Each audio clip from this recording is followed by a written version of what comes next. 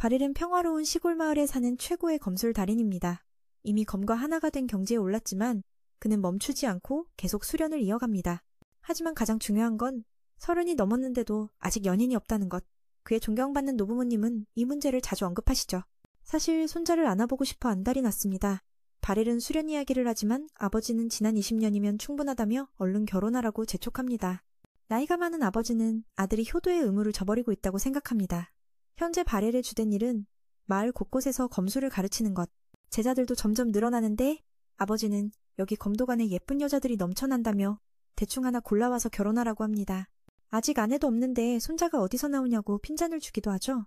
바렐은 거절하고 다른 곳으로 가버려 아버지의 잔소리를 피해버립니다. 안으로 들어가 그는 계속 제자들과 겨루고 지도합니다. 태어나서 지금까지 바렐은 언제나 검을 쥐고 있었습니다. 어릴 적엔 위대한 검사가 되는 꿈을 꾸었지만 자신감은 부족했습니다.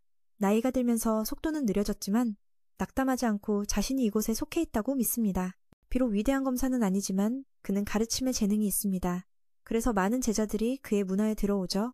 그가 가르친 제자들은 대부분 훗날 큰 성취를 이루었습니다. 저녁 식사 시간, 아버지는 또 결혼 이야기를 꺼냅니다. 아내에게 같은 의견인지 묻자 그녀는 조용히 그건 시간 문제일 뿐이라고 답합니다. 바렐은 아내의 말에 감탄하며 아버지의 말문을 막아버립니다.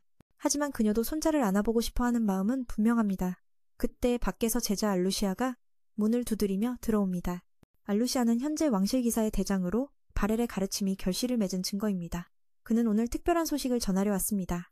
자신도 부하들에게 검술을 가르치고 있는데 바렐이 왕실기사단의 특별 지도자가 된다는 내용입니다. 바렐은 처음엔 이해하지 못하다가 왕실 봉인이 찍힌 추천서를 보여줍니다. 이 제안을 거부하면 죽음이 기다릴지도 모른다는 압박도 함께였죠. 알루시아는 서둘러 준비하라고 재촉하며 곧 마차 앞에서 기다릴 거라 말합니다. 내일은 수업이 없기에 일부러 오늘 찾아온 것이었죠. 아버지도 이를 지지하며 며느리도 데려오라고 하더니 갑자기 바렐과 알루시아를 맞선까지 시켜버립니다. 알루시아가 너무 예쁘니까 말이죠. 바렐은 나이 차이가 너무 크다며 아버지 말을 무시하지만 사실 알루시아는 이미 바렐을 좋아하고 있습니다. 장난이 아니야. 알리아가 서둘러 선생님에게 준비를 재촉했어. 마차 밖에서 기다리고 있을 테니 빨리 출발하자고. 내일은 수업이 없어서 오늘 일부러 온 거야. 무도관에 방해가 되지 않게? 아버지도 듣고는 찬성하며 며느리를 데려가라고 했고 곧장 알리아와 짝을 지어주려고 했지.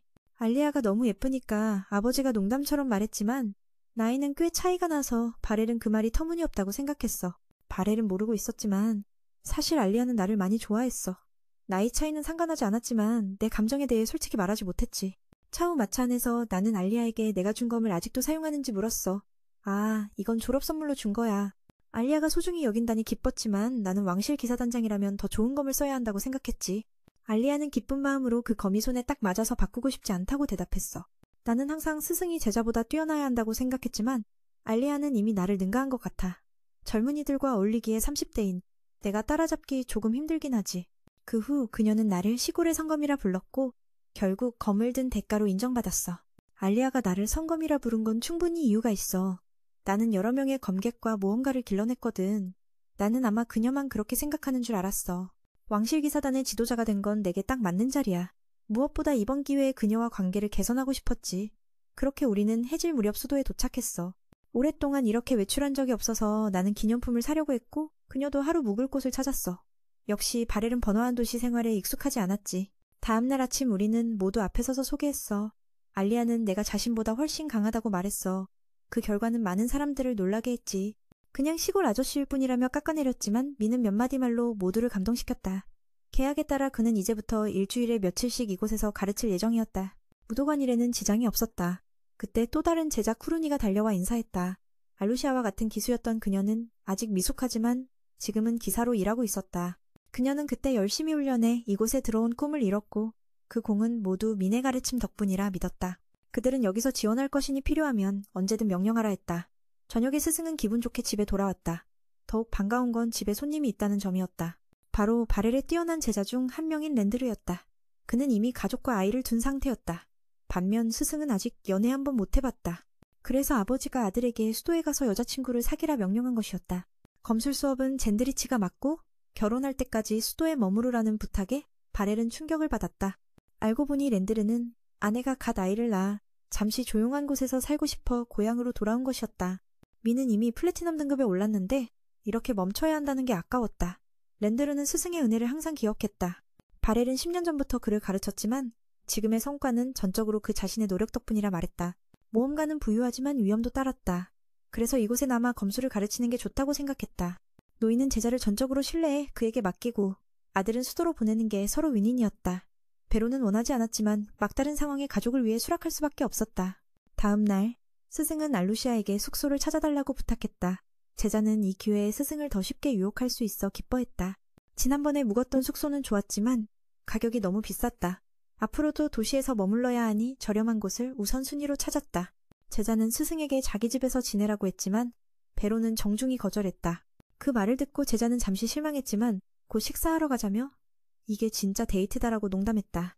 그때 갑자기 누군가 왕실 기사단 지휘관이 낯선 남자와 다닌다고 비난했다. 베로는 알루시아에게 누명 갈까봐 걱정했다. 그 말은 리산드라라는 그녀의 앙숙이 한 것이었다. 싸우기 싫어 그들은 자리를 옮겼지만 그 큰 여자가 계속 따라붙어 스승이 누구냐고 물었다. 미는 검은색 모험가 배지를 본 적 없어 궁금했다. 올려다보니 리산드라가 스승이라고 부르며 사실 그녀도 그에게 검술을 배운 적 있었다. 두 사람은 오랜만에 만났다. 리산드라는 자신이 성공한 이야기를 스승에게 들려주고 싶었지만 기회가 없었다. 미는 웃으며 이제 다들 바쁘니까라고 말했다. 그녀가 훌륭한 인물이 된 모습을 보니 기뻤다. 둘이 같이 온 이유를 묻자 알루시아는 스승이 왕실 기사단의 지도자라며 민을 위해 숙소도 찾고 있다고 했다. 듣고 리산드라는 적합한 장소 찾기에 자신보다 나은 사람이 없다고 했다. 이유가 있었다. 모험가로 수년간 활동하며 서로 경쟁하던 두 사람 사이엔 복잡한 감정이 있었다. 오후가 되자 그들은 모든 조건에 맞는 숙소를 찾았다. 민은 알리아에게도 고마움을 전했다. 둘이 정말 친하다는 칭찬과 함께 웃으며 인사하고 스승은 휴식을 위해 자리를 떠났다. 다음 날부터는 젊은 기사들을 위한 훈련이 시작되었다. 하지만 부대부장은 인정하지 않았다. 지도자가 되려면 그들보다 강해야 한다며 직접 실력을 시험해보려 했다. 알루시아는 그를 드라운이라고 소개했다. 제자는 도전을 허락하며 이 기회를 통해 민의 실력을 보여주려 했다. 갑자기 싸움에 끌려 들어간 민은 할 수 없이 응했다. 사람들은 대수롭지 않게 여기며 그가 팀장에게만 칭찬받았을 뿐이라고 생각했다. 하지만 민은 개의치 않았다. 그는 결국 중년 아저씨로서 최소한 젊은이들 앞에서 체면을 잃지 않으려 했다. 싸움이 시작됐다.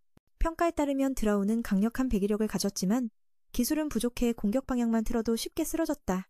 모두 민이 운이 좋았다고 여겼지만 사실 그는 상대를 해치지 않으려 일부러 멈춘 것이었다. 상대가 온 힘을 다해 공격했지만 단순하고 예측 가능했다. 계속 밀리던 그는 최강 기술을 썼다. 하지만 민은 어찌된 일인지 피하며 뒤로 돌아가 경기를 끝냈다. 알루시아가 부장에게 만족했냐? 묻자 그는 바로 생각을 바꿔 민을 칭찬하며 앞으로 더 배우고 싶다고 했다. 다른 이들도 민에 대한 소문을 멈추기 시작했다. 저녁엔 모두 모여 첫 수업을 축하했다. 드라운이 비용을 모두 냈고 베로는 괜히 중년 아저씨가 가르치려 하니 반응이 다양하다고 생각했다. 사람들은 기사단장에게만 칭찬이 쏟아질 뿐 그가 소문처럼 강할 리 없다고 생각했어. 그는 신경 쓰지 않았지.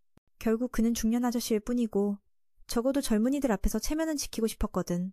경기가 시작됐어. 드론은 강한 배기 힘을 가졌지만 기술이 부족해서 공격 방향만 틀면 쉽게 제압할 수 있었지. 사람들은 매니운이 좋았다고 생각했지만 사실 그는 남을 다치게 하지 않으려 일부러 멈췄던 거야. 상대는 전력을 다해 공격했고 배기 속도와 위력은 대단했지만 너무 단순하고 예측 가능했지.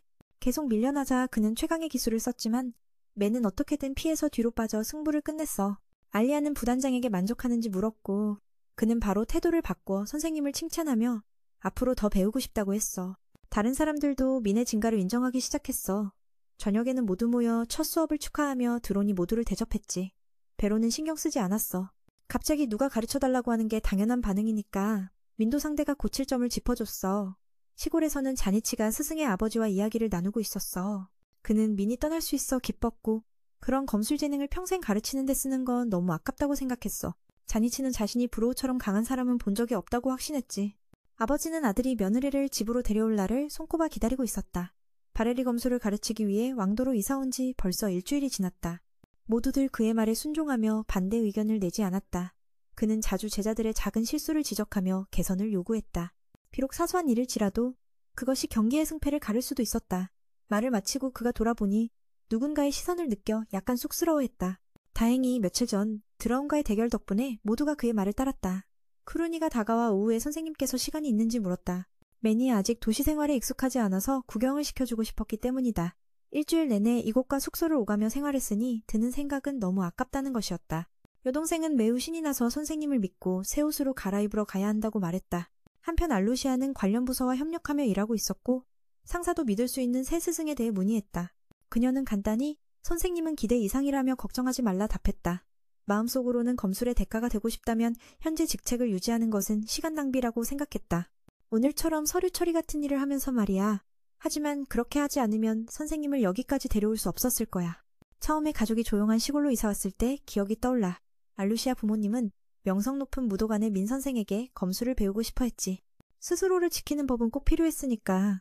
이 지역에는 기사가 거의 다니지 않거든. 그래서 위험한 인물들도 몇 있었어. 처음엔 알리아가 낯선 사람을 무서워했는데 선생님은 그것을 알고 부드럽게 인사하며 다가갔지. 그녀는 온화함을 느끼고 안심했어. 그 해 훈련반은 모두 훗날 재능 있는 이들이었어. 선생님은 검술뿐 아니라 경험도 전수했지. 무엇보다 그분의 방법은 매우 효과적이었어. 체력이 약한 그녀도 단 1년 만에 완전히 달라졌어. 매일 기본 동작을 반복했지만 알루시아는 지루해하지 않았어. 힘은 날마다 늘었고 전투에 익숙해졌지. 특히 작은 성과도 선생님이 자주 칭찬했어. 어느 날 그녀는 선배 젤리기 선생님과 싸울 때 주저하는 모습을 보고 이해하지 못했어. 금세 그 청년은 패배했지. 알루시아 차례가 되자 처음엔 흥미를 보였지만 시작하자 선배가 바렐 선생님과 맞설 때 느낀 공포를 깨달았어. 그들은 선생님에게 약점이 전혀 없음을 알기에 떨었지. 맹칸 그녀의 제자는 선생님의 아주 작은 움직임에도 바로 공격하는 게 아주 좋았어. 이후 무도가는 다른 곳으로 교류를 나갔는데 연습 경기였기에 모기상 공격 금지라는 엄격한 규칙이 있었어. 양쪽 학생들은 맞붙었지만 민 선생님의 제자들이 항상 이겼어. 알루시아는 한 청년과 대결했는데 전혀 재미없었어. 그들은 다른 곳으로 이동해 교류하는 중이었지만 연습 경기였기에 목이나 그 이상 부위를 공격하지 말라는 지시가 있었다. 양쪽 학생들이 연습 경기를 치렀으나 승리는 대부분 민의 제자들에게 돌아갔다. 알루시아는 그리 즐겁지 않은 청년과 맞섰다. 상대의 허점을 알아채고 먼저 공격하지 않고 맞받아치는 전략을 썼다. 돌아오는 길에 그녀는 왜 이렇게 쉽게 이길 수 있지? 라며 의아해했다. 타 학교와의 대결은 경험을 쌓는 데 도움이 되었다. 그녀가 스승에게 우리 검술도장이 강하죠? 라고 묻자매는 부정했다. 알루시아가 전승을 기록했다고 하니 당연하다며 바로 자신도 상대 도장 스승을 이겼다고 겸손하게 말했다. 그는 자신의 검법이 상대를 견제하는 데 특화되어 있을 뿐이라 설명했다. 때때로 유파에 따라 우위가 바뀌기도 하니 승패를 따지는 것보다 자신이 추구하는 바에 집중한다고 했다. 갑자기 물건을 떨어뜨린 것을 알아챈 알루시아는 되돌아가 주었다. 그러나 상대편 학생들이 장난을 치려 했고 패배의 분에 공격하려 하자 맨이 막아서며 검술은 자기 방어를 위한 것이지 무작정 남을 치는 게 아니다 라고 경고했다. 상대는 멈추지 않고 공격을 계속했으나 결국 모두 제압되었다. 이 소란을 들은 상대편 스승이 와서 자신들의 무지를 꾸짖었고 단순히 우리 제자들이 더 뛰어나다고 인정했다. 사과까지 하고 물러났다. 맨은 신경 쓰지 않고 제자를 데리고 돌아갔다. 이 일은 유쾌하지 않았지만 그녀에게 새로운 시각을 안겨주었다. 상대 스승조차 실력을 인정했다니 바렐은 정말 강했다. 그러나 그는 겸손하여 이를 인정하지 않았다. 알루시아는 자신 때문에 스승이 다친 것을 눈물로 안타까워했다. 바렐은 네가 잘못한 게 없다. 처음부터 함께 갔어야 했다고 말하며 미안해했다. 비록 기분 좋은 일은 아니었지만 맨은 다른 시각을 가지게 되었다. 상대편 스승님조차 실력을 인정했으니 베렐은 정말 강했다. 하지만 그는 겸손해서 절대 그걸 인정하지 않았다. 맨은 자신 때문에 스승님이 다친 걸 생각하며 울었다. 베로는 동생에게 잘못한 게 없다고 처음부터 자신이 함께 갔어야 했다고 위로했다. 그리고 맨의 마음속에 남은 좋지 않은 기억에 대해 사과했다. 그 모습을 보고 베로는 보상이라며 식사하자고 제안했다. 그때 그녀는 두려움이 아니라 복잡한 감정 때문에 울고 있음을 깨달았다. 그 뒤로 알루시아의 전투 능력은 크게 향상되어 스승조차 위협할 정도가 되었다. 성공 후 맨은 졸업 선물로 검을 주며 동생이 스스로를 지킬 만큼 강해졌다고 말했다. 이제 더 가르칠 게 없으니 이게 마지막 수업이 될 거라고. 그녀는 아직 스승의 작은 부분에도 미치지 못하지만 계속 폐를 끼칠 수 없다는 걸 알고 있었다. 선물을 받은 알루시아는 스승의 놀라운 실력을 증명하기 위해 기사단 선발 시험에 참가했다. 그곳에서 그녀는 심사위원과 베테랑 기사들을 모두 물리쳤다. 모두가 그녀의 속도를 따라잡지 못했으며 이는 별보다도 뛰어났다는 뜻이었다. 그렇게 그녀는 최고 점수로 기사단에 합류했다. 맨의 반응 속도는 최고라고 자신하며 알루시아는 마을의 성검을 외부 세계에 알리기 위해 사령관이 되고 싶어 했다. 이를 위해 많은 업적을 쌓아야 했다. 그리고 모든 걸 갖춘 뒤 10년이 금세 지나갔다. 권력과 힘을 쥔 그녀는 드디어 스승님을 불러 다시 가르치게 했다. 놀랍게도 베르는 전혀 변하지 않았다. 변한 건 그의 기술이 훨씬 날카로워졌다는 점뿐이었다. 몇몇은 권력을 남용한다고 생각할지도 모르지만 맨은 스승님이 다른 사람들 눈에 합당한 위치를 갖길 원했다. 모든 걸 준비해 놓았다. 연무장으로 돌아왔을 때 알루시아가 맨을 찾았지만 그는 없었다. 로스킬 쿠르니가 스승님과 도시 구경을 가서였다. 그녀는 동생을 질투하며 자신도 가고 싶어 했다. 이렇게 하면 공식 데이트처럼 보일 테니 말이다. 그곳에서 두 사람은 여기저기 다녔지만 주로 알루시아가 놀았고 맨은 별로 한 게 없었다. 서쪽 구역에는 맛집이 많아 쿠르니가 매우 좋아했다. 맨은 시골 촌놈이라 이런 번화한 곳이 맞지 않는다고 생각했다. 마침 다른 제자가 다가와 인사했다. F는 쿠르니와 같은 기수라 둘은 친하게 지냈다. 맨은 처음에 그녀가 누군지 몰라 당황했지만 갑자기 자신을 스승님이라 부르자 깜짝 놀랐다. 그녀는 잊혀져서 속상해했지만 사실 많이 변해서 맨이 기억하지 못했던 거였다. 성검을 받고 훈련을 마친 것을 보고 맨은 그녀가 예전 냉정한 제자인 걸 떠올렸다. 하지만 지금은 더 개방적이라 기억에서 멀어진 것이었다. 5년이 흘렀고 F는 자신이 성장했다고 말했다. 스승님, 저는 이제 마법단에 빛나는 별이에요. 베로는 왜 검을 쓰면서 마법단에 참가하냐며 의아해했다. 그녀는 마법용 부속품을 사러 가야 한다고 했다. 반지를 꺼내 불꽃 마법을 보여주니 스승은 그녀가 진짜 마법사임을 믿게 되었다. 검술과 마법 모두 갖춘 그녀가 유명해진 이유였다. 베로는 그녀를 매우 아껴서 도장 떠난 초반엔 슬펐지만 지금은 이런 인재를 길러냈다며 자랑스러워했다. 마침 누군가 물건을 훔치려 하자 F는 스승님께 마법을 껌에 담아 상대를 눈부시게 만들었다. 쿠르니가 뛰어들어 제압에 성공하며 둘은 범죄에 익숙해져 있었다. 검은 머리의 맨은 검술에 마법을 접목할 줄 몰랐다며 F에게 감사했다. 다음 날 아침 일찍 일어나 산책하며 촌놈 이미지 탈피를 시도했다. 누군가 따라오며 말을 걸었지만 맨은 대답하지 않았다. 상대가 화를 내며 돌아보니 어린 소녀였다. 베로는 길을 잃었냐고 물었다. 사실 그녀는 맨의 검술 스승임을 알고 소개하려 왔다. 그녀는 루시, 마법단 사령관이었다. 맨은 어린 세대가 이런 걸 좋아한다는 오해를 받았지만 루시는 그걸 부정하며 나이가 맨보다 많을 수도 있다고 했다. 믿지 못하면 보여주겠다고 했다. 루시는 산책하며 맨에게 스승님 이야기를 들려주자 매우 흥미로워했다. 그녀는 다시 만나길 기대했으며 맨의 검술 실력을 칭찬했다. 베르는 겸손하게 모든 게 F의 노력 덕분이라며 자신은 기본만 가르쳤다고 말했다. 그리고 그녀에게 배우고 싶냐고 물었다. 이 질문이 딱 맞아떨어져 진짜 목적을 드러냈다. 바로 스승님과 대결하여 자신의 실력을 확인하고 싶다는 것이었다. 강한 상대와 싸우는 게 성장하는 가장 좋은 방법이라고 믿었다. 즉시 전투가 시작되었다. 처음엔 장난인 줄 알았던 맨도 그녀가 수많은 마법을 사용해 위협하자 어쩔 수 없이 칼을 뽑았다. 몸을 풀지 않았지만 자신을 지키려면 싸울 수밖에 없었다.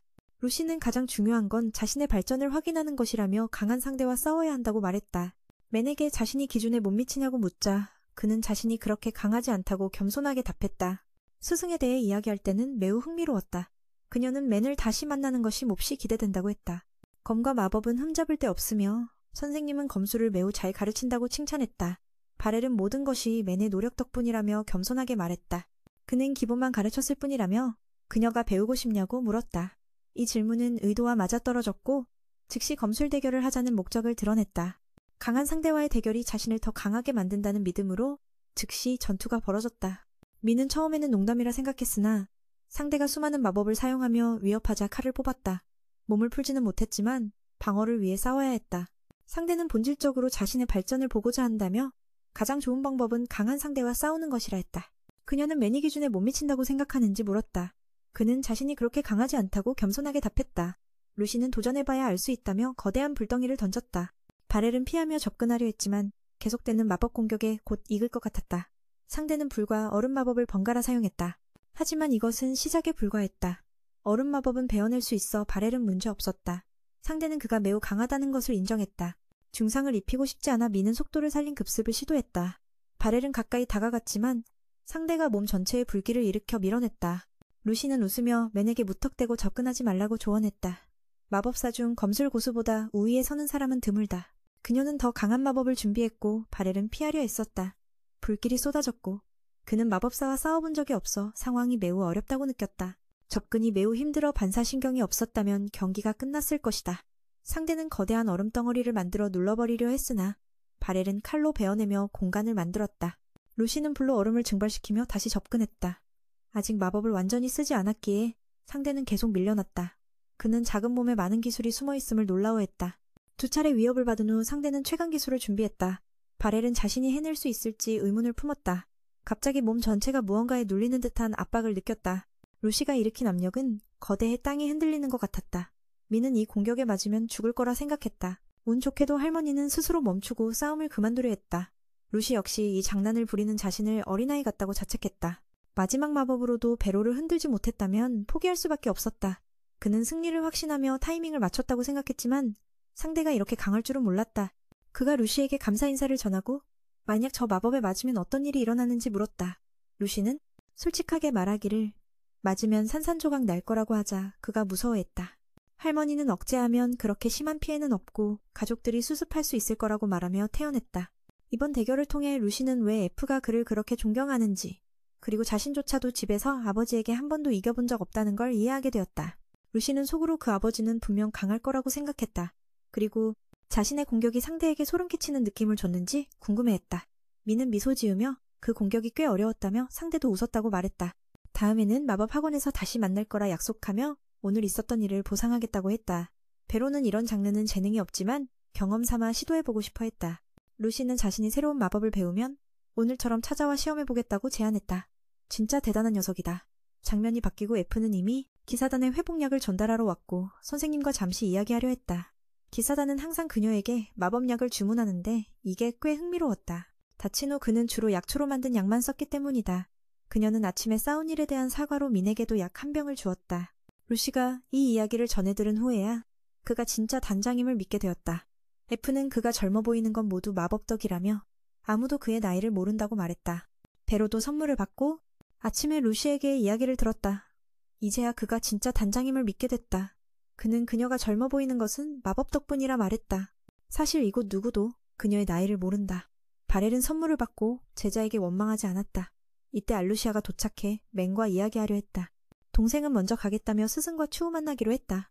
방에 들어가자 랜드라가 모험가 협회를 대표해 도움을 요청했다. 기사단도 허락했고 맨에게 지원을 청했다. 이는 주군의 명령인데 왜 그가 초대받았는지는 알 수 없었다. 바렐이 무엇을 가르쳐야 하냐 묻자 제자는 첫 던전 정복을 준비하며 긴급 상황 대처 능력에 스승의 검술이 필요하다고 말했다. 던전에 대해 그는 예전에 도전해본 적이 있다며 몬스터의 보물이 매우 귀중하다고 설명했다. 운이 좋으면 태양 보물도 얻을 수 있다고 했다. 그러나 매우 위험해 그 경험이 아직도 트라우마였다. 첫 도전 때 심하게 맞아 두려웠다. 리산드라는 스승이라면 문제없을 거라 생각했고 알루시아는 별로 신경 쓰지 않았다. 이 제안을 두고 싸우지만 작은 녀석은 선생님의 힘을 다른 이들이 인정해주길 바란다. 그 여인도 동의했지만 언제나 그렇듯 두 사람은 서로 물고 뜯으며 절대 양보하지 않는다. 이 광경을 보며 맨은 할 말을 잃었다. 그들은 한순간도 화해할 생각이 없는 것 같았다. 지금 리산드라는 선생님께 길드 주인과 대화하러 가자고 부탁한다. 기사단 규칙상 멘토에게는 영향이 없기에 바렐은 마음껏 행동할 수 있다. 뜻밖에도 모험가 협회의 본부가 기사단 바로 옆에 있었고 그녀는 선생님을 데리고 그곳으로 들어갔다. 루시도 그곳에 있었고 즉시 그를 자리에 앉혔다. 그는 왜 그녀가 집처럼 편안하게 행동하는지 궁금했다. 더 중요한 건 여기 온 이유였다. 그녀는 사실 상대가 올 거란 소문을 들었다고 말했다. 그는 일어나 자신을 니두스라고 소개했다. 대체로 모험가 최고인 리산드라가 소개한 만큼 M을 굉장히 신뢰하는 눈치였다. 루시도 그를 추천하며 그를 더 믿게 만들었지만 그들이 도와주기로 한 건 아니었다. 나이든 이는 조수매곤을 소개하며 앞으로 함께 일할 거라 했다. 그가 입을 열자마자 스승이 모험가로서 어떤 성과를 냈는지 묻는데 이는 리산드라를 자극해 화나게 했다. 매곤은 굴하지 않고 말을 이었다. 설령 마법단 지휘관에게 추천받았어도 경험 없는 자는 위험한 던전에 들어가선 안 된다는 거였다. 바렐은 이 말을 듣고 기뻐했다. 어쩌면 이번 일에서 빠질 수 있을지 몰랐다. 하지만 곁에 앉은 제자는 스승에게 무례를 범하는 이가 있다는 걸 참지 못했다. 그는 최근 변이 괴물들이 자주 출몰한다는 보고가 있었다며 사고가 나면 협회가 책임질 것이라 했지만 경험 없으면 시작부터 포기하는 게 낫다고 덧붙였다. 이를 증명하기 위해 M은 두 사람이 전력을 다해 겨루자고 요구했다. 이렇게 하면 M의 검술 실력이 이번 탐험에 합류할 자격이 있는지 직접 확인할 수 있다. 그러나 자양은 그 소녀와 맞붙는 걸 달가워하지 않았다. 하지만 그녀는 두 사람 모두 동의하게 만들 정도로 강경했다. 그리하여 그들은 훈련장으로 향했고 많은 모험가 앞에서 겨루게 되었다. 소녀와 겨루려는 이는 드물어 긴장감이 대단했다. 리산드라는 이미 오랫동안 이날을 기다려왔다. 그녀의 과거를 떠올리면 참으로 안타깝다. 상인 가정에서 태어났지만 부모는 생계를 위해 늘 떠돌았다. 어느 날 그들은 괴물의 습격을 받았고 부모는 딸을 살리기 위해 밀쳐냈다. 그 덕분에 그녀는 물에 빠져 도망칠 수 있었다. 베로가 그녀를 발견해 데려가 치료했다. 처음엔 부모를 떠올릴 때마다 고통스러운 발작을 겪었다. M은 그녀가 새 가정을 찾을 때까지 돌봐주기로 했다.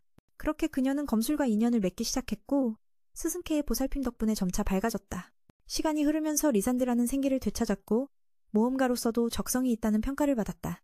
이후 부부가 그녀를 입양했는데 비록 슬펐지만 시골에만 머무는 것보단 나은 선택이었다. 몇 년 후 리산드라는 골드급 모험가가 되었고 도적무리를 만났을 때 거리낌 없이 싸웠다. 그녀가 모험가가 된 이유는 두 가지다. 하나는 자신과 같은 비극을 다른 이가 겪지 않게 하기 위함이고 다른 하나는 스승의 뛰어난 검술을 전파하기 위해서다.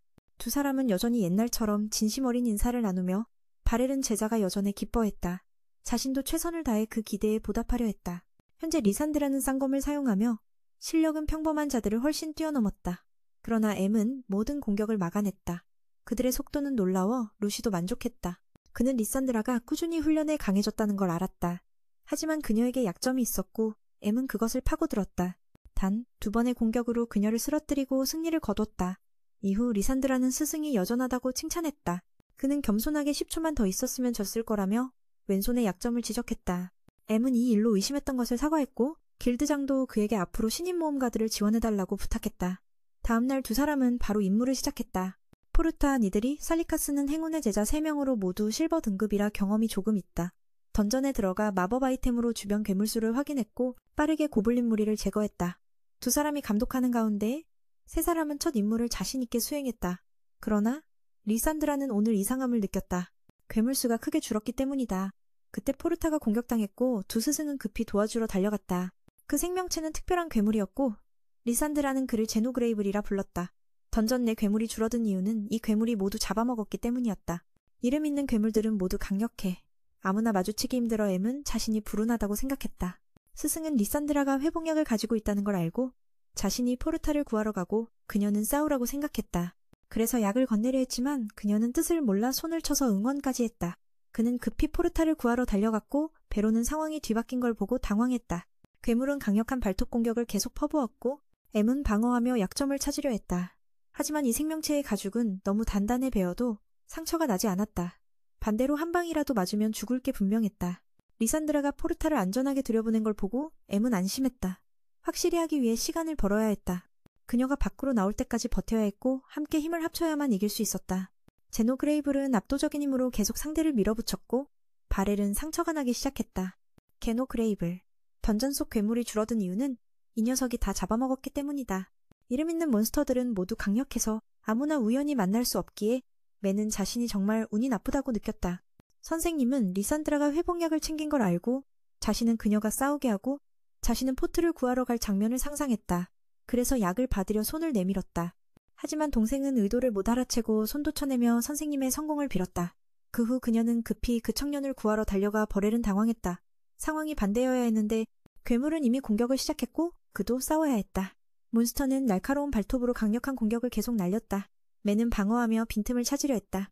그러나 이 생물의 가죽은 너무 단단해서 칼날이 거의 효과가 없었다. 반대로 한 방이라도 맞으면 죽는 게 확실했다. 리산드라가 무사히 동굴 안으로 사람을 데리고 들어간 걸 보고 맨도 안심했다. 확실히 하려면 시간을 조금 더 벌어야 했다. 그녀가 밖으로 나오면 함께 힘을 합쳐서야 처치할 수 있었다. 압도적인 힘으로 게노그레이블은 상대를 계속 밀쳐내며 바렐의 몸에는 상처가 생기기 시작했다. 그는 머리가 약점이라 생각해 그곳을 노렸다. 하지만 이 괴물은 불까지 뿜을 수 있었다. 정면 공격 시 반응이 늦으면 확실히 불에 타버릴 터였다. 맨은 멀리서 칼을 찔렀다가 바로 빼면서 방어 자세를 취했다. 새머리 괴물은 꼬리로 공격했지만 그 꼬리가 잘려버렸다. 괴물은 기분 좋은 듯 한 번 소리를 질렀다. 맨은 게노그레이블의 불꽃 공격에 계속 밀려나야 했다. 이 공격은 막을 수 없었기에 거리를 유지할 수밖에 없었다. 괴물은 압도적인 힘으로 달려들어 맨의 성스러운 검을 멀리 밀쳐냈다. 맨은 시간을 벌기 위해 괴물의 등에 올라타서 베었다. 괴물은 분노에 하늘로 날아올라 그를 떨어뜨리려 했지만 맨은 꽉 붙잡았다. 바람의 압력에 눌려 결국 다시 원래 자리로 착지해 결판을 내야 했다. 게노그레이블은 분노에 한번 울부짖으며 주변을 용암으로 뒤덮었다. 맨은 이 기술이 있을 줄 몰랐기에 무척 당황했다. 그는 거리를 유지하려 했지만 용암이 내부까지 번져 모두가 위험에 처했다. 그들의 비명을 듣고 이 전투를 빨리 끝내야 한다는 걸 알게 된 맨은 스스로 돌진했다. 땅이 뜨거운 용암에 녹아내리는데도 그의 발걸음은 멈추지 않았다. 괴물은 너무 아파서 불을 뿜어 바렐을 쫓으려 했지만 그는 모두 피하며 달려들어 검을 눈에 꽂아 게노그레이블을 고통스럽게 만들었다. 괴물은 몸부림치다 자신의 무기까지 망가뜨렸다. 다행히 리산드라가 전투에 합류해 선생님을 도왔다. 그녀는 검을 위해서 아래로 내리꽂았고 이미 약해져 있던 괴물에게 결정타를 가했다. 그녀는 자신의 검이 부서진 것에 대해 약간 미안해했다. 바렐 덕분에 시간을 벌 수 있었기에 가능했던 승리였다. 포타와 2명은 안전하게 나왔고 세 사람은 함께 걸어나오며 매는 매우 기뻐했다. 리산드라는 당시 상황을 다시 이야기하며 추억에 잠겼다. 전투가 끝난 후 그들은 괴물의 다리를 들고 협회로 돌아가 보상을 받았다. 두 사람은 이 괴물이 당황이라는 이름이 붙은 유명한 몬스터라는 사실에 놀랐다. 한 여성은 모든 공로가 스승에게 있다고 말하며 스승이 없었다면 그들은 모두 죽었을 거라고 했다. 베로는 겸손하게 자신보다는 제자가 결정적인 한 방을 날렸다고 말했다. 협회장은 깊이 감사하며 보답할 방법을 몰라 했다. 두 사람의 칭찬에 리산드라는 만족하며 모험가 제안을 받았지만 검술을 가르치는 일을 더 좋아해 거절했다. 밖으로 나오며 한 여성은 주인공이 모험가가 되기에 너무 아깝다고 생각했다. 그는 과도한 평가에 부끄러워했다. 리산드라도 이번 일에 대해 사과하며 자신이 그를 너무 칭찬한 걸 안다고 했다. 하지만 모두 사실이었다. 그는 정말 강했다. 그녀는 다시 그와 함께 싸울 수 있어 기뻤다. 베로는 항상 올바른 선택을 하는 그녀를 칭찬했다. 그 덕분에 모두가 무사히 돌아올 수 있었다. 성숙해졌다는 칭찬에 리산드라는 얼굴을 붉히며 겸손해했다. 그녀는 과거 맨과 함께 연습하던 장면을 떠올리며 큰 행복을 느꼈다. 다음 날, 맨은 쿠르니에게 검술 수련을 받으러 갔다. 무기를 들지 않은 스승과 함께하는 건 뭔가 이상한 느낌이었다. 그녀도 함께 가고 싶어 했기에 오늘 수련이 즐거웠다. 또한 알루시아도 조금 바빴지만 따라왔다. 그녀는 스승을 위해 무기를 고르는 일을 가장 중요한 임무라며 꼭 함께 가야 한다고 말했다. 또 리산드라와 쿠르니가 맨과 함께 개인적인 시간을 보내는 걸 부러워했다. 그래서 이번에는 맨을 독차지하려고 마음먹었다. 무기 제작소에 대해 묻자 쿠르니는 웃으며 도착하면 맨이 분명히 놀랄 거라고 그곳은 크지 않은 가게였지만 최고의 기술을 자랑하는 곳이었다. 게다가 주인은 맨의 제자 중 한 명이었다. 그는 몇 년 전 맨을 처음 봤을 때 스승님이라 부르며 인사할 정도였다. 두 사람은 오랜만에 만나 반가워했다. 주인은 지역 무도관에서 특별한 존재였다. 반더라는 제자들 중 가장 나이가 많았고 검 제작에 대한 열정으로 검객들의 전투 방식을 배우려 노력했다. 다소 익살맞은 면도 있었지만 제자가 큰 성과를 이룬 걸 보며 맨은 매우 기뻐했다. 그들은 오늘 크로니가 무기 수리를 원한다는 소식을 들었을 때 그 귀여운 동생은 단검을 주로 사용하는데 무기가 꽤 심하게 손상되어서 고쳐도 예전 같지 않을 거라고 한다. 새 무기를 사는 게 낫다는 조언에 베로 선생님이 그녀에게 물었다. 긴 검으로 바꿔보는 게 어때? 대체로 편안하다고 답했고 선생님도 단검이 그녀에게는 맞지 않는다고 판단했다. 무기의 무게를 느껴야 제대로 싸울 수 있다는 것이다. M의 경험에 따르면 양손으로 잡는 무기가 적합하다. 크로니가 직접 들어보니 무게감이 적당했다. 선생님의 권유에 그녀는 즉시 새 검을 사기로 동의했고 새로운 무기를 든 느낌은 정말 훌륭했다. 보관법을 묻자 주인은 무기마다 따로 관리법이 있다고 알려주었다. 이어서 바렐이 무기를 고르려 하자 알루시아가 끼어들었다. 선생님 실력으로는 맞춤 제작이 최상이란다. 그는 전투가 많지 않은 이 필요 없다고 거절했다. 그때 랜드라가 어제 본 괴물의 다리를 들고 들어왔다. 라이벌이 여기서 만나자 두 사람은 불편한 기색을 드러냈다. 메인은 중재하며 그녀가 여기 온 목적을 물었다. 크로니는 제노그랩의 고급 재료로 메인을 위한 새 검을 만들고 싶어 했다. 주인은 놀라움을 감추지 못했다. 이런 재료로 무기를 만들면 희귀한 검이 나올 거라며. 알리아는 양보하지 않고 무기 공급은 자신의 기사단 몫이라 주장하며 상대에게 물러서라고 요구했다. 베로도 두 사람을 달래기 어려웠다. 리산드라는 이것이 선생님께 보답할 수 있는 유일한 방법이라며 말했다. 미는 무기 파손에 신경 쓰지 않았지만 그녀의 마음을 이해했다. 주인도 선생님께 이 선물을 받으라 권했다. 베로는 선택의 여지 없이 동의했다. 반더는 귀한 재료를 손에 들고 괴물의 이름이 붙은 검이 만들어질 것을 상상하며 믿기지 않는 마음이었다. 주인도 계획을 세웠다. 최고의 무기를 만들겠다고 약속하며 일주일만 기다려달라고 했다. 일이 끝난 후 모두 돌아갈 준비를 했지만 크루니는 선생님을 더 독차지하고 싶어 했다. 두 사람은 무기 사용법을 익히기 위해 연습실로 향했다. 바르는 이미 이 무기를 써봤기에 스쿼헌터 검이 두 가지 특징을 설명했다. 첫째는 횡단 배기로 원심력을 활용하는 점, 둘째는 리카소라 불리는 미연막 검날 부위를 잡아 무게중심을 바꾸는 것. 이 잡는 방식은 어려우나 점차 익숙해질 수 있다. 메이는 손만 쓰지 말고 허리로 검을 휘두르라 가르쳤다. 이 지도를 받으며 크로니는 첫 수련 당시가 떠올라 감회에 젖었다. 밤이 되자 바렐은 배부르게 식사하며 걱정 없이 지냈다. 모두 사랑스러운 제자들 덕분이었다. 기가길에 그는 전문 소매치기와 마주쳤다. 그 소녀의 가방을 스치며 손을 넣으려 했지만 즉시 막혔다. 베로는 놀라운 반응 속도로 소매치기를 현장에서 붙잡았다. 도망치려 소녀는 불마법을 사용해 거리를 벌렸다. 불법자들이 모이는 은신처로 돌아와 그녀는 오늘 번 돈을 모두 넘겨야 했다. 적은 돈에 의심하며 숨긴 게 있냐고 물었지만 리더는 소녀가 감금돼 돈을 벌고 있다고 믿었다. 갑자기 그녀는 중요한 물건을 잃어버린 걸 깨달았다. 반더가 그것을 주어서 자신은 불마법에 약하다고 탄식했다. 며칠 후 선생님은 드라운과 다른 이들을 따로 훈련시켰다. 최근 드라운은 속임수를 쓰는 법을 배워 크게 발전했다. 반응 속도로 상대 공격을 막고 승리를 거뒀다. 선생님은 그를 칭찬했지만 그는 더 노력해야 한다고 겸손했다. 크루니도 세무기에 익숙해지기 시작했다. 양손검으로 바꾸는 것은 위험한 선택이었으나 전문가가 지켜봐 주어 문제없었다. 드라운은 빠른 성장을 바랐다. 지금 기사단이 힘을 필요로 하기 때문이었다. 왜 급한지 묻자 최근 황혼의 어둠이라는 도적단이 수도에 몰래 침입했다는 소식이었다. 이들은 왕실 근위병과 협력해 사건을 조사 중이었다. 은신처를 발견하면 즉시 공격하려 했기에 병력 강화가 필요했다. 베로는 이들이 싸운다면 진리 없지만 압도하면 더 안전할 거라 생각했다. 드라운은 이런 일에 선생님이 연루되는 걸 원치 않았다. 그는 전에 주운 물건을 보여주었다. 크루니는 귀여운 목걸이라 생각해 선생님이 팀장에게 주려 한다고 오해했다. 선생님은 좀 더 성숙한 걸 추천했다며 웃음을 참지 못했다. 둘 다 갑자기 당황했다. 그건 발견한 물건일 뿐 선물할 생각이 없었기 때문이다. 바르는 자신이 거의 소매치기 당할 뻔한 일을 이야기하며 붙잡은 자가 마법을 써서 놓쳤다고 말했다. 최근 불마법 상대가 많아져 힘든 상황이었다. 크루니는 마법을 쓸 수 있다면 왜 소매치기를 하느냐며 의아해했다. 이런 능력은 희귀하고 마법 학원에 들어가면 지원도 받는다. 아이든 어른이든 학원 기숙사에서 살 수 있으며 졸업 후 마법사나 모험가가 되어 자유롭게 돈을 벌 수 있다. 드라운도 이 상황이 이상하다 생각했다. 상대가 마법 아이템으로 마법을 쓴다면 이해가 가지만 비싼 만큼 도난 위험도 있다. 크루니가 선생님에게 그 물건을 어떻게 할지 묻자 잃어버린 사람에게 돌려줄 예정이라고 답했다. 론은 기사단 접수처에 맡기라고 권했다. 찾아가는 사람이 있으면 돌려줄 수 있으니 그게 가장 좋다. 민도 따라했고 마음이 편해졌다. 문제는 그 소녀의 눈빛이었다. 어린데도 저런 눈빛이라니. 참 안타까웠다. 한편 바렐은 장기 임대할 집을 알아보려 했지만 가격이 너무 비쌌다. 돈은 충분하지만 예전처럼 술자리는 줄여야 했다. 바로 그때 프레이야가 나타나 분실물을 찾고 있었다. 선생님은 즉시 알아보고 말을 걸었다. 전날 그를 어렵게 만든 녀석이라는 걸 알자 그녀는 불쾌한 표정을 지으며 천상명일 중에도 문제를 일으키려 했단다. 프레이야는 물건을 돌려달라 했고 선생님은 침착하라며 이미 기증했다고 말했다. 물건이 기사단 접수처에 있다는 걸 알자 그녀는 잡힐까봐 두려워했다.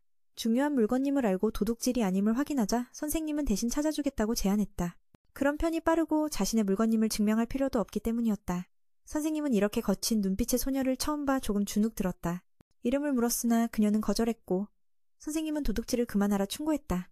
바렐이 등을 돌렸을 때 상대가 옳고 그름을 구분할 줄 아는 것 같지만 상황이 어쩔 수 없어서 소매치기를 했다는 걸 깨달았다. 물건을 돌려받은 뒤에도 바로 돌려주지 않고 대화를 요구했다. 너무 시끄러워서 알루시아가 나타났다. 그녀는 그 아이가 선생님의 서자 자식이 아니냐고 물었고 베로는 제자에게 미쳤냐며 그런 말을 내뱉다니라고 꾸짖었다. 안으로 들어가 사정을 이야기했다. 알루시아는 상황을 이해했다. 프레아는 꽤 자신만만해 잡혀도 아직 아무것도 하지 않았다고 말했다. 나도 동의했다. 소매치기를 당하기 전에 먼저 움직였으니까. 중요한 건 그가 그 아이가 다시는 범죄를 저지르지 않길 바란다는 것인데 그걸 무시하며 상관없다고 꾸짖었다. 원래 물건은 그 아이의 것이니 돌려주라고 했다. 그 아이는 정직하게 더 이상 소매치기를 하지 않겠다고 말했다. 알리아는 대장 앞에서 그런 당당한 선언을 한 것이 무모하다며 칭찬했다. 그녀는 마법 도구 없이 마법을 쓰는 재능에 대해 알고 싶어 했고 나라에서 지원하니 학교에 가라고 권했다. 이 말을 들은 바렐은 자신이 이런 훌륭한 제자를 길러냈다는 사실에 기뻐했다. 프레아는 자신의 이야기도 털어놓았다. 그녀는 500만이 필요하지만 딸을 위한 것이 아니라 사랑하는 언니를 살리기 위한 돈이라고 했다. 그 돈을 내면 마법으로 언니를 부활시킬 거라고 했다. 듣자마자 두 사람은 이게 사기라는 걸 바로 알아챘다. 돈을 벌 시간이 부족해 빠르게 소매치기를 한 거였다. 베로는 아이가 이용당하는 걸 바로 말하고 싶지 않았다. 알리아도 이해해 잠시 밖에 나갔다. 남은 선생님은 아이에게 차와 과자를 내며 시간을 벌었다. 배고픈 아이를 위해 선생님은 큰 빵도 가져왔다. 프레아는 더 이상 예의를 차리지 않고 빵을 낚아챘다. 며칠째 제대로 먹지 못한 듯했다. 선생님은 아이의 지친 눈빛을 보고 걱정하며 관심을 기울였다.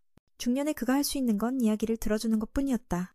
두 사람은 서로 이름을 소개했고 선생님에게 어린애처럼 보지 말아달라고 부탁했다. 물건을 되찾은 아이는 행복한 표정을 지으며 돌아가려 했는데 그때 루시가 나타났다. 재능 있는 아이와 마법과 관련된 사건이 있다는 걸 알고 매우 흥미로워했다. 알루시아의 이야기를 듣고 마법단 지휘관은 즉시 영입하려 했다. 프레아 덱을 소개받은 루시는 그저 어린애 같다고 생각했지만 화내지 않았다. 처음에는 자신도 그렇게 생각했지만 지금은 두려움을 알게 되어 불꽃으로 차를 데우며 실력을 보여줬다.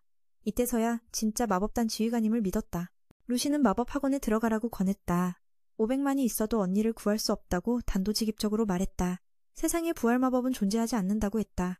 아무리 대가를 치러도 죽은 사람은 다시 살아날 수 없다고. 선생님은 친구를 막으려 했지만 소용없었다. 결국 진실을 말해야 했다. 프레야는 언니가 부활할 수 있다고 믿었다. 기적을 봤다고 했다. 조금이나마 죽은 사람이 움직이는 걸 봤다며 부활 비용으로 500만을 요구하는 사기꾼이 있다고 했다. 그 사이에 돈을 벌면 시체가 썩지 않는다고 말했다.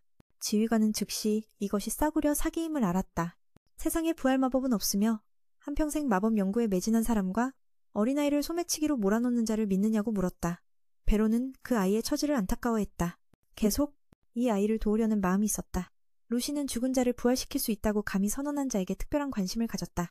만약 그가 거짓말을 한다면 이는 고인의 영혼을 더럽히고 모독하는 행위다. 그런 자들은 용서받을 자격이 없다. 이 말에 프레이야는 결국 진실을 털어놓았다. 루시는 그자와 직접 맞서 싸우고 자신의 말이 진실임을 증명하려 한다. 만약 자신이 틀리면 500만을 주어 스스로 언니를 구하게 하겠다고 했다. 이 동생은 최근 감시받고 있는 황혼 조직에 대해 언급하며 상황을 더욱 긴장하게 만들었다. 그들은 그 아이에게 길을 안내하라고 요구했다. 빨리 본거지로 돌아가지 않으면 다른 갱단의 의심을 살 테니까. 의심이 많았던 프레이야는 결국 따르기로 했다. 알리아는 공격할 인원을 부르러 갔고 루시는 만약 기사가 함께 간다면 너무 눈에 띌까봐 막았다. 우선 자신과 비만 먼저 가서 상황을 봐야 한다고 했다. 평소 그는 문제에 휘말리길 원하지 않지만 이번 사건만큼은 아이들을 이용하는 자들을 싫어하기에 어쩔 수 없이 참여했다. 본거지로 돌아가는 길에 세 사람은 프레이야의 출신에 대해 이야기했다. 두 자매는 과거 부모 없이 서로에게 의지하며 살아왔던 것 같았다. 그녀가 살던 곳은 고아들이 많았지만 뛰어난 마법사들이 많이 배출된 곳이었다. 두 어른의 안내로 그들은 꽤 낯선 장소에 도착했다. 누가 상상이나 했을까? 황혼의 어둠 갱단이 이렇게대로 한복판에 떡하니 자리 잡고 있을 줄은. 가장 위험한 곳이 가장 안전하다는 말이 여기에 딱 맞았다. 내부로 들어가려던 찰나 프레이야가 이 문은 열리지 않는다며 뒷문으로 가야 한다고 했다. 하지만 루시는 그게 마음에 들지 않았다. 그녀는 한 번의 숨결로 앞벽을 산산조각 내며 안에 있는 이들에게 인사를 건넸다. 한 녀석은 애들이라 무시했는지 손을 대려 했지만 곧바로 날아가 버렸다. 마법단 지휘관은 내부 수장과 이야기하러 가라 명령했고 그들은 서로의 삶을 스쳐 지나갔다. 어린 녀석들은 검술 대가에게 맡겨졌다. 그는 나무검으로 상대를 제압했는데 너무 무시당하는 것 같아 안쓰러웠다. 프레이야가 경찰을 데려온 것을 알자 그들은 복수하겠다. 맹세했으나 막 뛰어든 녀석은 목에 거미 꽂혀 입을 다물었다. 아래에 있는 수장은 소리를 듣고도 당황하지 않고 기다리고 있었다. 당연히 그가 마법단 지휘관님을 알고 있었다. 그는 뜻밖의 손님이라며 반겼다. 루시는 이자가 죽은 자를 부활시킨다며 마법을 모독하는 자라 분노했다. 그는 루시처럼 마법을 쓰지 않고 마구를 사용했다. 처음엔 빙계를 썼지만 전혀 피해를 주지 못했다. 루시는 상대가 장난감만 잔뜩 착용했다며 비웃었지만 그것만으로는 재미없다고 했다. 그는 중력 마법으로 물체를 조종하며 프레이야를 속인 방법을 다시 썼다. 애들은 정말 쉽게 속지. 라며 비웃었다. 루시는 공중에 떠있는 상태에서도 공격을 멈추지 않았다. 단 한 방에 상대를 쓰러뜨렸고 아무것도 못하게 만들었다. 주변 사람들은 장난감 가지고 싸우는 아이들만이 진짜를 이길 수 있다고 비꼬았다. 위에서는 미니 나무것만으로도 거의 정리했다. 하지만 실력차가 너무 컸다. 한 녀석이 프레이야의 언니 시체를 갖고 협박했지만 바로 제압당해 조용해졌다. 친구가 수장을 끌어내어 협박했다. 만약 지금처럼 맞고 싶지 않으면 모든 것을 털어놓으라고.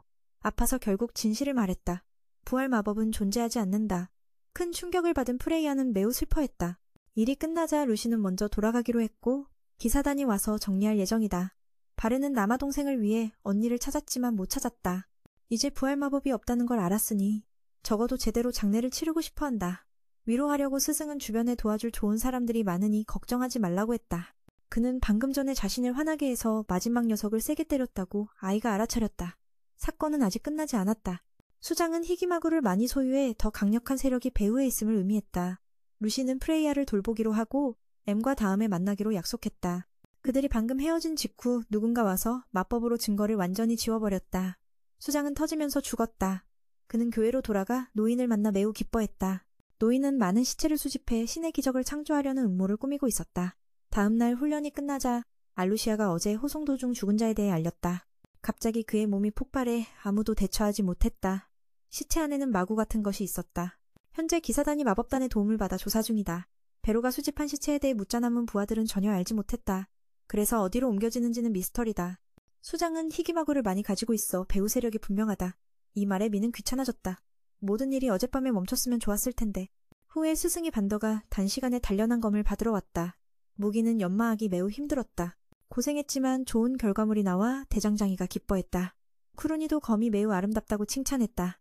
바렐은 자신 같은 아저씨에게는 어울리지 않는다고 생각했다. 반면 아이는 매우 마음에 들어 스승이 검을 써보길 원했다. 민도 기대하며 돌아가서 시도하기로 했다. 하지만 골목을 나서자마자 루시를 만났다. 그녀는 중요한 일이 있다며 민을 데리고 갔다. 그들은 곧 그녀의 집에 도착했다. 외모는 작지만 루시는 엄청 큰 집에 살고 있었다. 프레이야에 대해 묻자 아직 괜찮다고 했다. 현재 입학 절차를 준비 중이며 내부에는 또 다른 노인이 기다리고 있었다. 바로는 누군지 몰라 긴장했지만 소개받고는 스핀교의 입으로 이 주교임을 알았다. 민은 놀라워하며 인사했고 본론으로 들어갔다. 전날 폭발한 자의 마구는 인접한 왕국에서 만들어졌다. 그것들은 주교 레베로스를 통해 그에게 전달되었다. 대신 그는 시체를 수집해야 했다. 아마도 입막음을 위해 원격 조종 마구를 터뜨린 것이다. 의문은 주교가 왜 시체를 수집하는가였다. 친구는 그들이 스핀신의 기적을 연구하는 것 같다고 했다. 마법 중 최고급은 스핀신이 행하는 죽은 자 부활이다. 아무도 본 적 없어 전설로 여겨진다. 공개되지 않고 몇몇만 알고 있다. 집이 어마어마하게 크다. 프레야에 대해 묻자 아이가 아직 괜찮다고 한다. 현재 입학 절차를 준비 중이며 안에는 또 다른 노인이 기다리고 있다. 바로는 누구인지 몰라 쭈뼛거렸지만 그가 스핀교회의 입으로 이 주교라는 소개를 받았다. 이 말을 들은 매는 꽤 놀랐다. 이 사람은 바로 옆 나라에서 온 것이었다. 그는 인사를 건네고 본론으로 들어갔다. 그 내용은 전에 터진 마물이 모두 옆 왕국에서 만들어진 것이란 거였다. 그들은 레베로스 주교를 통해 전달됐다. 대신 그자는 시체를 모아 주교에게 바쳐야 했다. 그리고 아마도 입을 막기 위해 원격 조종 마물을 폭발시킨 듯하다. 여기서 의문은 주교가 왜 시체를 수집하는가 하는 것이다. 친구는 그 목적이 스핀의 마법을 이용하기 위함이라 했다. 스핀의 마법 중 가장 고급 마법은 스핀신이 행하는 죽은 자를 부활시키는 것이다. 아무도 본 적 없기에 전설로만 떠돌고 있다. 널리 알려지지 않았고 극히 일부만 알고 있다. 레베로스 주교가 시체를 모으는 이유는 아마도 이 부활 마법 연구 때문일 것이다. 사건이 깨끗하다면 문제없겠지만 그렇지 않은 이 조사가 필요하다. 사건이 더 커지기 전에 모든 것을 명확히 해야 한다. 레베로스는 현재 북부구역 스핀교에 있다.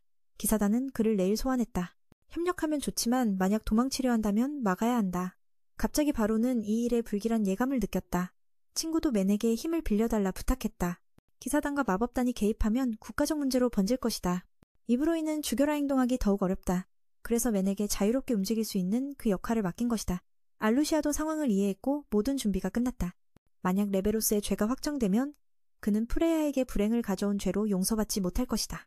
맨에게 어떻게 생각하냐 묻자 자신도 거기서 프레야의 시신을 찾을 수 있을 것 같아 참여를 결정했다. 게다가 사건이 끝난 후 큰 보상금도 받을 예정이라 마치 모험가처럼 임무를 수행하게 되었다. 문을 나설 때 딱 그때 동생이 새 옷을 입고 돌아왔다. 프레야는 이곳에서 생활하며 잘 보살핌받고 있는 듯하다. 루시도 필요한 물건을 다 샀는지 물었다. 왜 삼촌이 왔는지 모르겠는데 베로가 잠깐 이야기하자고 부른 거래. 동생의 좋은 생활을 보며 베로도 기뻐했어. 프레이야는 왜 모두가 자신에게 잘 대해주는지 이해하지 못했지. 루시는 어른이 아이를 돌보는 건 당연한 일이라 말했어. 나도 동의했는데 도둑질했던 사건에도 돈을 주고 학교에 자유롭게 다니게 한 걸 떠올리니 프레이야는 처음으로 받는 관심에 혼란스러워했어. 모든 게 너무 급격히 변해 며칠 만에 적응이 안 되는 것도 당연하다고 바로가 말했지. 아이들은 너무 깊게 생각하지 말고 그냥 편안히 삶을 즐기라고 조언했어. 이곳에선 어른들이 아이들을 속이거나 이용하지 않으니 걱정하지 말라고. 동생은 그 말이 믿기 어려워. 진짜 괜찮냐고 물었고 스승은 모든 게 잘 될 거라며 천천히 익숙해지라고 했어. 아직 앞에 밝은 미래가 기다리고 있다고. 그 말에 감동한 프레이야는 기뻐하며 공격 사건이 잊히지 않으면 나중에 커서 밥 한 끼 대접하라며 웃었지. 머리를 쓰다듬으려다 거절당했는데 아예 취급받는 게 싫었나 봐. 이야기가 여기서 끝나고 바렐은 밤에 행동 준비를 하러 돌아갔어. 루시 예상대로 이 무리들은 협조하지 않고 밤새 도망치려 했지. 어쩔 수 없이 미니막으로 달려갔는데 그 모습을 한 청년이 목격했어. 그는 상태가 이상했던 자를 쓰러뜨리는 전 과정을 봤고 바렐이 올 걸 예상해 여기서 막으려 한 거야. 그 청년은 어디로 가려 하냐고 물었지만 무리들은 말없이 즉시 포위망을 펼쳤어. 모두 마법으로 자신을 강화했고 속도가 대폭 향상되어 맨이 놀랐지. 그런 마법이 있다는 걸 들어봤지만 효과가 이렇게 강할 줄은 몰랐거든. 오랜만에 진검을 사용해 적과 싸웠는데 가만히 있으면 위험해서 싸움을 시작했어. 맨은 몸을 피하고 반격하며 강화된 갑옷을 쉽게 베었어. 다른 적들도 우르르 몰려왔지만 맨의 제자가 막아섰지. F도 도와주러 왔고 쿠루쿠루니도 있어. 스승은 두 사람에게 위험하니 왜 왔냐고 물었어. 그들은 지나가던 길이라며 둘러댔지. 그들의 도움 덕분에 상황이 한결 나아졌어. 상대 마법 강화는 강하지만 치명적인 약점이 있었는데 지속시간이 짧고 사용 후 몸이 약해진다는 점이었어. 그래서 두 여자는 검술 명인에게 먼저 나가라고 했지. 그들은 이곳 일을 맡기로 했어. 바렐이 성당 안으로 들어서려 하는데 주교 초퍼가 나타나 막아섰어. 그는 등 뒤에서 부하에게 강화 마법을 걸며 동시에 시체들을 다시 움직이게 했다. 이것이 그가 기적이라 부르는 마법으로 민에게는 끔찍한 광경이었다. 그중 한 명은 프레야를 닮아 보여 바로 그녀의 언니임을 알 수 있었다. 방법이 없었기에 그는 자신을 공격하는 언데드들을 베어내야 했다. 머리를 베자 그 시체들은 정화된 듯 사라졌다. 마지막으로 남은 이는 프레야의 언니였고 그는 최대한 부드럽게 그녀를 해방시켰다. 그녀의 몸은 눈앞에서 서서히 사라졌고 민은 프레야와 닮은 목걸이 하나만 간직했다. 그리고 그 자리에 슬픔의 눈물이 흘렀다. 곧이어 강력한 상대가 전투를 시작했다. 그는 다른 적들과는 확연히 달랐다.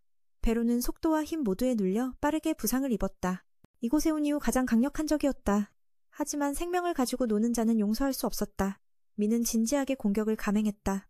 베럴이 공격을 피한 후 한 번의 배기로 상대를 놀라게 했다. 스퍼는 자신이 기적을 받았다고 외치며 절대 지지 않겠다고 다짐했다. 자신을 다시 강화하기 위해 그는 마물을 손에 찔러 힘을 한계까지 끌어올렸다. 점점 빨라지는 공격 속도에 검술의 대가도 모든 공격을 막을 수 없었다. 그는 몸의 중요한 부위를 방어했다. 비록 공격 속도에서 밀렸지만 민의 전투 기술은 확실히 한 수 위였고 이 싸움에서 지고 싶지 않았다. 결연한 의지로 민은 침착하게 상대의 공격을 유도했다. 칼날이 그의 손을 스치며 아찔한 순간이었다. 1초만 늦었어도 칼이 몸을 관통할 뻔했다. 반면 상대는 균형을 잃고 민의 강력한 배기에 손과 가슴 앞 갑옷이 찢겨나갔다. 그러나 그는 아직 쓰러지지 않고 버텼다. 스퍼가 더 싸움을 이어가려 했지만 이미 베인 팔이 버티지 못하고 부서졌다. 온몸이 수백 번 베인 듯한 모습이었다. 이것이 마물 강화의 부작용인 듯했다. 베로가 멈추라 경고했지만 상대는 기적 때문에 쓰러져도 괜찮다며 계속 달려들었다. 다시 한번 칼을 휘두르려던 순간 힘이 빠져 쓰러졌다. 민은 왜 그가 이런 극단적인 선택을 했는지 이해하지 못했다. 그는 웃으며 말했다. 베로는 절대 이해하지 못할 거야. 그리고 쓰러졌다. 긴장감 넘치는 전투가 끝나고 민이 밖으로 나오자 두 제자가 성공적으로 주교를 붙잡고 있었다. 프레야는 스승의 부상에 걱정했지만 상처는 깊지 않았다. 그들은 단지 우연히 이곳에 온 것뿐이라고 말했다. 민은 노인에게 시체와 노는 것에 대해 물었고 그는 웃으며 자신을 붙잡아도 달라질 게 없다고 답했다. 기적은 피를 필요로 하며 그것이 위대한 업적을 만드는 필수 조건이라고 했다. 그는 세상을 구한다는 이야기를 했지만 민은 이해하지 못했다. 다음 날 민은 친구를 만나 어제 일을 이야기했다. 자신을 지키는 것도 아무것도 바꾸지 못한다. 마법에는 피가 필요하다. 그것이 위대한 업적을 만드는 필수 조건이다. 그는 세계 구원에 대해 말했지만 맨은 이해하지 못했다. 다음 날 맨은 친구에게 어제 일을 모두 털어놓았다. 우선 동기를 파악하기 위해 주교의 진술을 얻을 계획이다. 루시는 약속한 대로 맨을 데리고 보상을 보러 갔다. 넓은 마당까지 딸린 꽤 큰 집이었다. 매니들 하숙집에 살았으니 이게 가장 적절한 보상일 것이다. 집안에는 프레야가 청소 중이었다. 루시는 입학 결정에 대해 물었다. 입학은 그대로 하되 보호자가 필요해 부모처럼 돌봐줄 사람이 있어야 했다. 혼자 사는 맨에게는 아주 적합한 조건이었다. 맨은 이 부분에 약간 머뭇거렸다. 루시는 어제 일에 대해 자세히 말하지 않고 비가 최선을 다했다고만 말했다. 그러니 프레야가 자신과 살지, 비와 살지 스스로 결정하라고 했다. 동생도 맨을 믿고 여기서 살기로 결정했다. 검술의 대가인 맨은 달리